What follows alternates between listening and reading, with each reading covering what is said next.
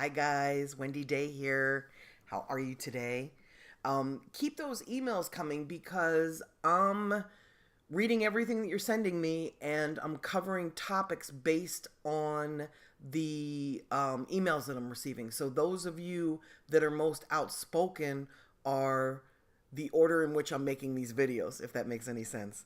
Um, we're going to talk about 360 deals right now.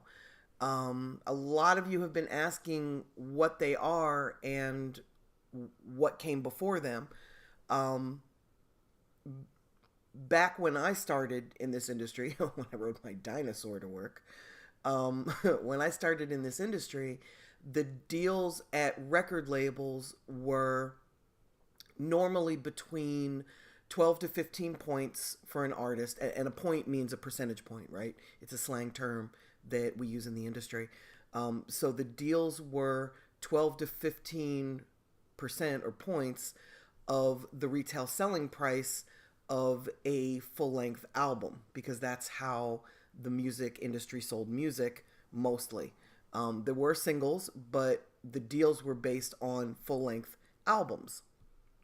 So that that really meant that you were getting 12 to 15% of whatever the album was selling for in stores, and that could have been anywhere from 15.99 to 17.99, depending on how much demand there was for the album. The albums that had a lot of demand, like the Master P albums, were selling for 17.99. The albums that were in stores like Best Buy would be a little bit cheaper. They would be like 15.99, 16.99, because they'd be on sale the first week, and then the price would go up after the first week of sales or the second week of sales, whatever the label or the store had deemed prudent, right? So for the artist, what that meant was, out after they paid back all of the money that was spent to record the album, to market and promote the album, shoot the videos, go out on tour, after all the money was recouped and paid back out of the artist's share, then they would begin to see their income. I don't know many artists that recouped in the 90s and the early 2000s. You had to be a superstar pretty much to recoup and see anything on the back end, like a Drake or an Eminem, that size of artist, meaning you had to sell over 500,000, CDs, units, whatever you want to call them, in order to see money on the back end. And what artists learned very quickly was to front load their deals. They would get as large an advance as they possibly could in order to offset the fact that they probably would never see any royalties on the back end. And then that money kind of had to tide them over until the show money started to come in, which is where they made the bulk of their income. Well, along came Napster, and the music industry took a big short. And the thing about record labels is they never take the short. So along came these wonderful things called 360 deals. Leor Cohen is kind of credited for bringing them into vogue. I don't know that he really did, but I do know that he kind of gets, at first he was taking credit for it because it was seen as such a brilliant move, but it hasn't been so great for artists, so now he kind of gets lambasted for it. Shout out to Leor at YouTube. So what a 360 deal did was it offset the loss that the labels felt they were taking by the reduced sales in music. And they decided that since they were building the fame for the artist and the popularity of the artist, which is what enabled the artist to make money in other ways, they felt that they would now take a percentage of that as well. So they started to take a percentage of show money. They started to take a percentage of, if an artist wrote a book, they would take a percentage of the book income. If the artist went into television or film, they took a percentage of that money. So basically, they decided to share in all of the revenue streams for the artist. The thing is that the artist wasn't making a whole lot of money to begin with. The reason the artist was seeking film and TV deals and book deals was because they weren't recouping from their recording contracts. It was getting harder and harder and harder to do so. So they were hiring people onto their teams that had expertise in getting them into commercials and getting them into television shows and getting them onto bigger tours faster so that they could make more money. So today, when an artist signs a deal, almost all artists have to sign a 360 deal. You have to have super leverage in order to not have to sign a 360 deal. And what that means is that the label is going to take half of almost everything except for your show money. They might do like a 70-30 split, 70% to the artist, 30% to the label. In ancillary income, they might do a 70-30 split or a 60-40 split. Some labels do 50-50 splits. I'm not a fan of 360 deals. I have never been a fan of 360 deals. Hell, I wasn't a fan of the way record deals were structured for artists before 360 deals. Like, I thought they were oppressive then, and then they got worse. So, I'm really not happy with 360 deals. But again, it's really difficult to sign to a label or even to an investor and not do a 360 deal where you share in all the revenue streams. I think I wouldn't have such a problem with 360 deals if the labels were better suited to help artists make money in all areas.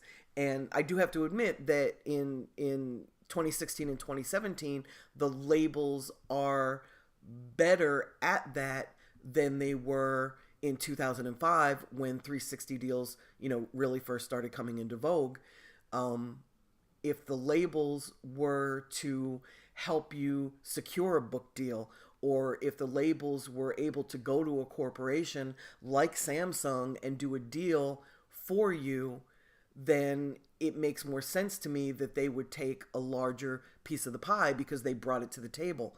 But when 360 deals first started, the labels really didn't bring anything else to the table. They really just took a split and did the same work that they always did. In fact, even less work than they always did because the budgets got smaller to work artists.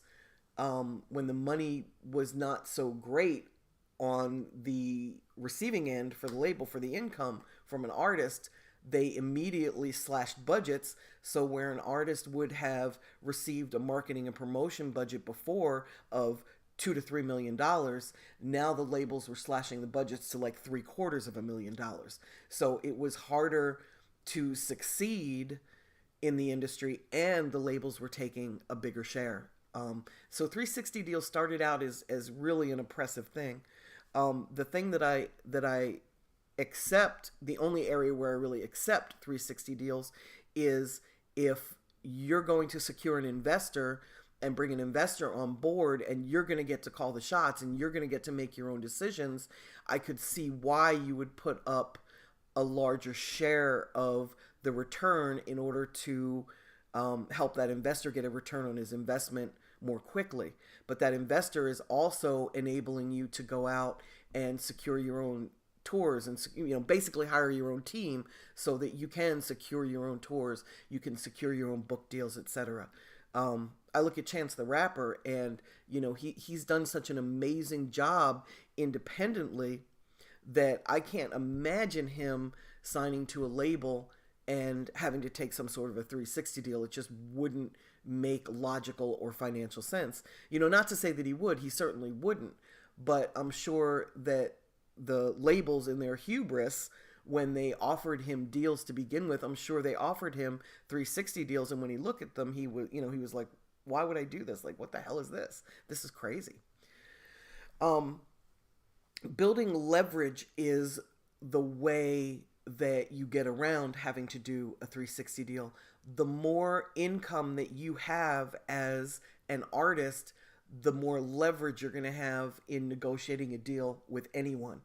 And that leverage is going to come from show money first. That seems to be the area where most artists get paid for the work that they do. Even though they're putting in endless hours marketing and promoting themselves, the money first comes back into you through show money, through performances.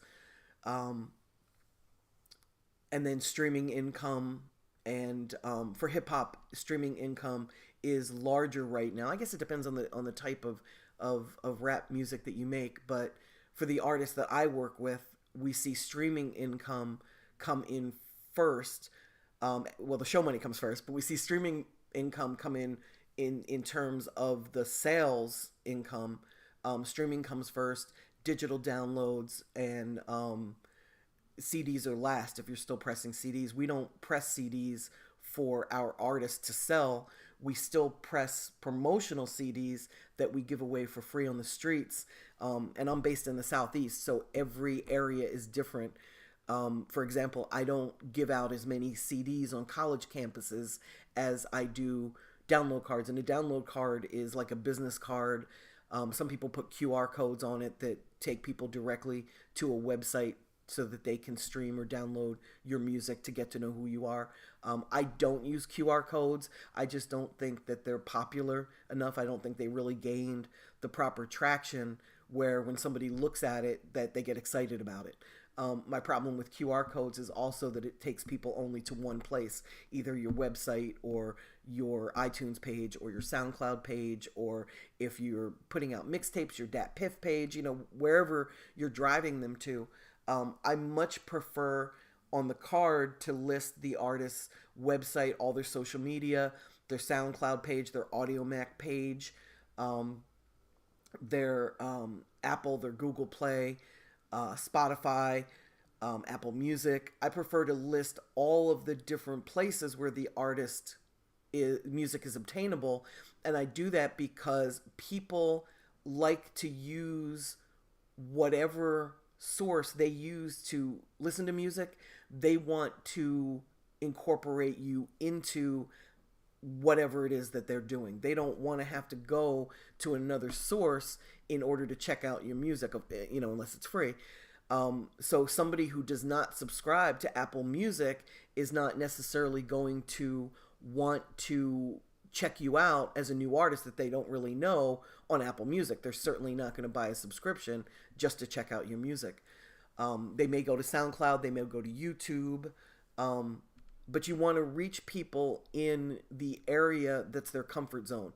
I listen to music on Spotify, so if I'm going to check somebody out, first I want to hear their buzz. It's very rare that I'll listen to an artist just to listen to an artist. I'm too busy for that, and I get way too much music in order to listen to everybody, so I choose not to listen to anybody, right? But if a friend of mine is putting out music, or if somebody that I have a relationship with asks me to check out their artist, I'm going to want to do it on Spotify. I'll go to SoundCloud to check out music. I'll go to YouTube to check out music. But in a perfect world, I would rather put them into one of my playlists on Spotify and listen to them sandwiched, their artist, listen to that artist sandwiched in between two other artists, rather than just go and listen to all of their music like it's a demo, right? That's not how I consume music. And I don't necessarily want to break out of my comfort zone or my mold when I'm listening to music just to listen to something new that's unproven. If something has a great buzz, or if people are talking about an artist, whether I think it's something that I'll like or not, I'll check it out because I want to know what they're talking about. I want to be part of the conversation. That's how I know who Lil Yachty is, or Uzi Vert, or Kodak Black, 21 Savage. These are artists that came to my attention. Day Day. These are artists that came to my attention because they had a buzz already happening on the streets, and I wanted to know who they were. I wanted to be part of the conversation. So I chose to find them and listen to them. Some of them I was able to find on Spotify. Some of them I was able to find on DatPiff. Some of them I was able to find on SoundCloud. I don't think I went to YouTube to discover any of them. I've seen their videos, but I think I went to YouTube after I had checked out the music because I was onto them pretty early because I work in the music industry. Like the circle of people around me that talk about music when it's first coming out, not when the artist is on their third or fourth release, right? By that point, it's already old to me and to those of us in the music industry. But it's not old to the fans. It's all new to the fans. So having said that, I just believe that since you're asking people to check you out and they don't really know who you are yet, you want to make it as convenient and as easy for them as possible. So you want to put your music in as many places as possible. I do give out a lot of free music. I don't like it. But I feel like that's what I have to do in today's environment in order to build fans and gain fans. And then our business model is that we monetize pretty quickly. If I'm giving out free music, I still sell it. It's still up on Apple Music and Google Play for people to purchase. And I do that because people that really appreciate you as an artist, when they fall in love with your music, they will support you. And it may not be a lot at first, but you will make some money in terms of financial sales. And I just think it's important for an artist to know that they're getting support from their fans. So I offer everything for sale. And it may only be a couple $100s, but hey, it's something, right? So, show some love to the fans who want to support you. They're your true rabid fans.